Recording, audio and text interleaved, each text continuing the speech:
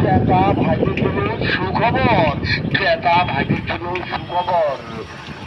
1 লক্ষ টাকার গরু কিনলে হাসিল মাত্র 2,000 টাকা। 1 লক্ষ টাকার গরু কিনলে হাসিল মাত্র 2,000 টাকা। 1 লক্ষ টাকার উপরে 1 লক্ষ টাকার উপরে গরু কিনলে হাসিল মাত্র 3,000 টাকা।